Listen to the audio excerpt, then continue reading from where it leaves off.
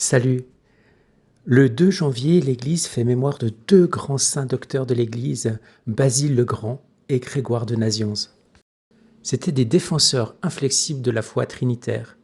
Leur doctrine n'est pas spéculative, elle est le fruit d'une contemplation humble du mystère de Dieu, reconnu comme infiniment au-delà de toute intelligence créée.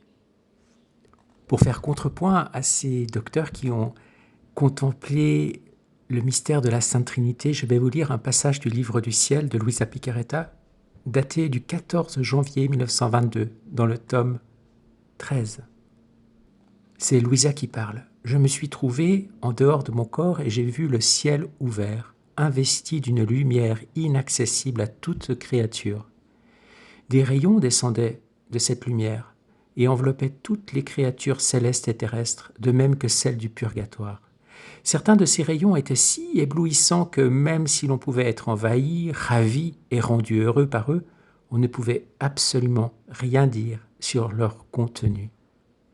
Pour d'autres rayons, moins brillants, il était possible de décrire leur beauté, leur bonheur et les vérités qu'ils comportaient. La force de la lumière était si grande que je n'étais pas certaine de pouvoir m'en tirer en recouvrant mon petit esprit.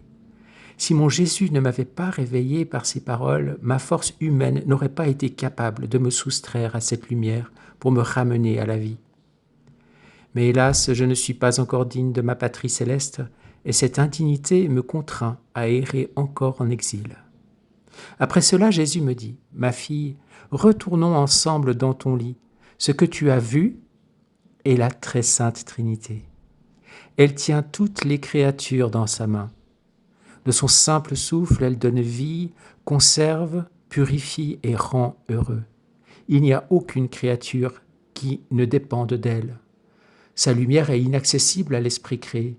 Si quelqu'un voulait entrer en elle, ce qui lui arriverait serait semblable à ce qui adviendrait à une personne qui voudrait entrer dans un grand feu. Ne détenant pas la force et la vivacité suffisantes, elle serait consumée par ce feu. N'ayant plus l'existence, elle ne pourrait se souvenir ni de la quantité, ni de la qualité, ni de la chaleur du feu. Les rayons sont les vertus divines.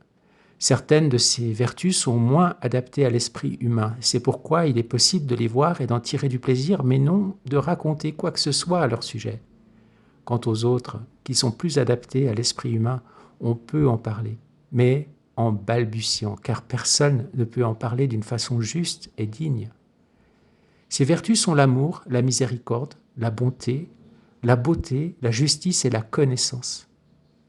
Avec moi et au nom de tous, rends hommage à la Trinité pour la remercier, la louer et la bénir de tant de bonté envers toutes ses créatures. Après avoir prié avec Jésus, je suis revenu à mon corps, conclut Luisa Picaretta. Soyez bénis.